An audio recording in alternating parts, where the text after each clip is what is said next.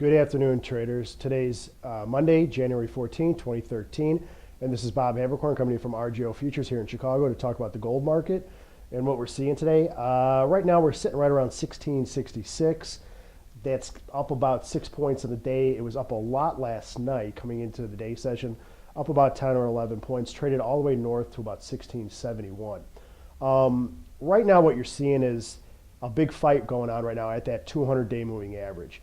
200-day moving average is trading around right around 1667, which is right where we're at now. You know, we traded through it Thursday, fell off Friday, came right back last night, and we're just sitting right there now. I think what you need to be watching right now are two things. Does it hold the 200-day of 1667? If it doesn't, where's support? I look at support being all the way down to around 1635 right now. 1635, 1630. Resistance on the upside is trading right now around 1695, 1700 for all intensive purpose sake. And it does look like the bears have control right now in this market. Don't see, we'll see what comes out today. Everything could change with Bernanke. He is speaking later on this afternoon in Michigan to a small group. So who knows what he could say. He could address something about QE talk, which we could see for their upside or for their downside. I think a lot depends on what he says today.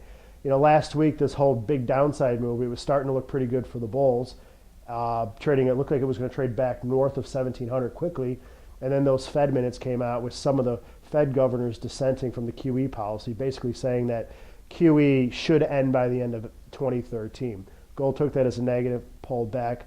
I looked at that as a buying opportunity because right now with that pullback that we saw last week, it wasn't necessarily, it was two or three dissenting on it. I still think that they will keep the QE program going through 2013 into 2014. I mean, they have talked about 2015 as a target on some of their bond projections on their buying. So I don't see any reason why they would end it in 2013. Sad to say, but that is kind of what the gold is contingent on right now. Is that's one of the main reasons that traders are looking at what's going to go on with quantitative easing to keep this gold market going. If they did end it or something was to come out at the end of the year where QE ends, of course gold would sell off quite a bit, but still a lot of the underlying factors of what's going on in the world are still out there. And there is a lot of demand right now coming up out of Asia, as well as out of small investors here in the United States looking to buy gold on any dips that you're seeing on the physical market. I think if you specifically look at silver specifically, and look what the Treasury Department sold and their Silver Eagle sales in January, it was at an all-time high. So there is a big appetite right now for physical gold and silver. And I do think, as the year goes on, this thing will continue to grind out higher. I will stick with my prediction that gold does make another run back to the 1929 level that it made 2 years ago. Right now we're just experiencing market noise. Bernanke probably comes out today, reaffirms more QE talk, and continues the bumps on the road type speech with what he's saying. Persistent high unemployment, he'll probably talk about something like that. I think it'll put some strength back in the gold market, but keep an eye on those levels at 1635, 1695 on the top side. A trade through that top side market should be some interesting things back to 1750.